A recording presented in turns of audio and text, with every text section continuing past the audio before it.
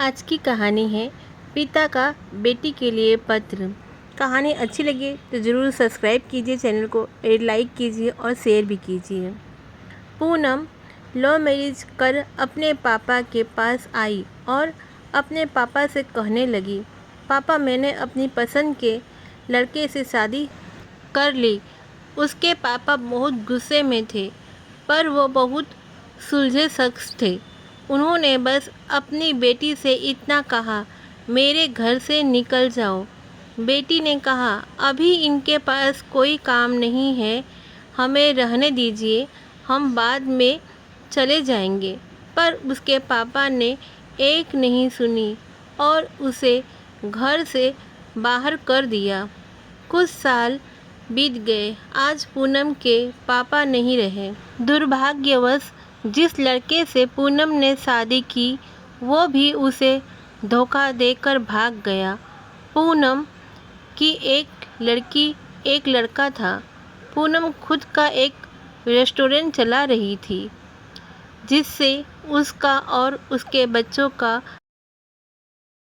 जीवन यापन हो रहा था। पूनम को जब यह खबर हुई कि उसके पापा नहीं रहे, उसने मन से सोचा, अच्छा हुआ मुझे घर से निकाल दिया था। दर-दर की ठोकरें खाने को छोड़ दिया। मेरे पति के छोड़ जाने के बाद भी मुझे घर नहीं बुलाया। मैं तो नहीं जाऊंगी उनकी अंतिम यात्रा में। पर उनके ताऊ जी ने कहा, पूनम हो आओ, जाने वाला शख्स तो चला गया, अब उनसे दुश्मनी कैसी। पूनम ने पहले हाँ ना किया, फिर सोचा चलो हो आती हूँ, देखूँ तो जिन्होंने मुझे ठुकराया वो मरने के बाद कैसे सुकून पाते हैं। पूनम जब अपने पापा के घर आई तो सब उनकी अंतिम यात्रा की तैयारी कर रहे थे, पर पूनम को उनके मरने का कोई दुख नहीं था। वो तो बस अपने ताऊ जी के कहने पर आई थी।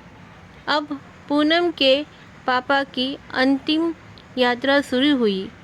सब रो रहे थे, पर पूनम दूर खड़ी हुई थी। जैसे जैसे सब कार्यक्रम निपट गया। आज पूनम के पापा की 13वीं थी। उसके ताऊ जी आए और पूनम के हाथ में एक खत देते हुए कहा कि यह तुम्हारे पापा ने तुम्हें दिया है, हो सके तो इस पढ़ लेना। रात हो चुकी थी, सारे मेहमान जा चुके थे। पूनम ने पापा का वो खत निकाला और पढ़ने लगी। उन्होंने सबसे पहले लिखा था, मेरी प्यारी गुड़िया, मुझे मालूम है तुम मुझसे नाराज़ हो, पर अपने पापा को माफ़ कर देना। मैं जानता हूँ तुम्हें मैंने घर से निकाला था, तुम्हारे पास रहने को जगह नहीं थी, तुम दर-दर की ठोकरें खा रही थी, पर मैं भी उदास था। तुम्हें कैसे बताऊँ, याद है तुम्हें जब तुम 5 साल की थी, तब तुम्हारी माँ हमें छोड़कर चली गई थी। तब तुम कितना रोती थी, डरती थी, मेरे बिना सोती नहीं थी, रातों को उठकर रोती थी। तब मैं भी सारी रात तुम्हारे साथ जागता था। तुम जब स्कूल जाने से डरती थी, तब मैं भी सारा वक्त तुम्हारे स्कूल के खिड़की पर खड़ा होता था। जैसे ही तुम स्कूल से बाहर आती थी, तुम्हें सीने से लगा लेता था। वो कच्चा पक्का खाना याद है जो तुम्हें पसंद नहीं था, मैं उसे फेंक कर फिर से तुम्हारे लिए नया बनाता था, ताकि तुम भूखी न रहो। याद है तुम्हें जब तुम्हें बुखार आया था, तो मैं सारा दिन तुम्हारे पास बैठा रहा था, अंदर ही अंदर रोता था, पर तुम्हें हंसाता था कि तुम न रो, वरना मैं रो पड़ता था। हाई स्कूल की परीक्षा के समय जब तुम रात भर पढ़ती थी, तो मैं सारी रात तुम्हें चाय बना कर देता था, याद है तुम्हें। जब तुम पहली बार कॉलेज गई थी और तुम्हें कुछ लड़कों ने परेशान किया था, तो मैं तुम्हारे साथ कॉलेज गया और उन बदतमीज़ लड़कों से भिड़ गया। उम्र हो गई थी और मैं कमज़ोर भी था। कुछ चोटें मुझे भी आई थी, पर हर लड़की की नज़र में पापा हीरो होते हैं, इसलिए अपना दर्द सह गया। याद है तुम्हें वो तुम्हारी पतली जीन्स, वो छोटे कपड़े, वो गाड़ी? सारी कॉलोनी एक तरफ थी कि ये सब नहीं चलेगा, लड़की छोटे कपड़े नहीं पहनेगी, पर मैं तुम्हारे साथ खड़ा था। किसी को तुम्हारी खुशी में बाधा बनने नहीं दिया। पर एक दिन तुम एक गैर बिरादरी के लड़के से शादी कर आई, वो भी उस लड़के से जिसके बारे में तुम्हें कुछ भी पता नहीं था। तुम्हारा पापा हूँ मैं। उस लड़के के बारे में सब पता किया। उसने वासना और पैसे के लिए कितनी लड़कियों को धोखा दिया, पर तुम तो उस वक्त प्रेम में अंधी थी। तुमने एक बार भी मुझसे नहीं पूछा और सीधा शादी करके आ गई। मेरे कितने अरमान थे, तुम्हें डोली में बिठाऊं, चांद तारों की तरह तुम्हें सजाऊं, ऐसी धूमधाम से शादी करूं कि लोग बोल पड़े, वो देखो जिन्होंने अपनी बच्ची को इतने नाजों से अकेले पाला है। पर तुमने मेरे सारे ख्वाब तोड़ दिए। खैर, इन सब बातों का कोई मतलब नहीं है। मैंने तो तुम्हारे लिए खत इसलिए छोड़ा है कि कुछ बता सकूं। मेरी गुड़िया, अलमारी में तुम्हारी माँ के गहने और मैंने जो तुम्हारी शादी के लिए गहने खरीदे थे, वो तो सब रखे हैं। 3-4 घर और कुछ ज़मीन है। मैंने सब तुम्हारे और तुम्हारे बच्चों के नाम कर दी है।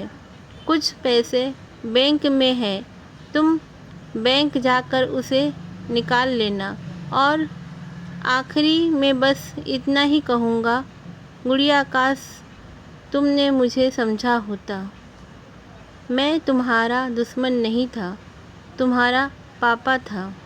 वो पापा जिसने तुम्हारी माँ के मरने के बाद भी दूसरी शादी नहीं की, लोगों के ताने सुने, गालियाँ सुनी, न जाने कितने रिश्ते ठुकराए, पर तुम्हें दूसरी माँ से कष्ट न हो इसीलिए खुद की ख्वाहिशें मार दी।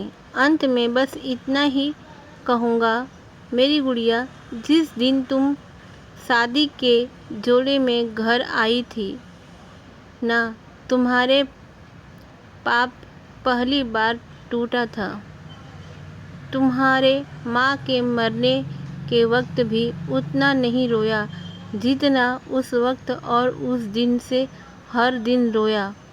इसीलिए नहीं कि समाज, जात, परिवार, रिश्तेदार क्या कहेंगे, इसलिए कि वो जो मेरी नन्ही सी गुड़िया सू कर तक करने के लिए सारी रात मुझे उठाती थी, पर जिसने शादी का इतना बड़ा फैसला लिया, पर मुझे एक बार भी बताना सही नहीं समझा।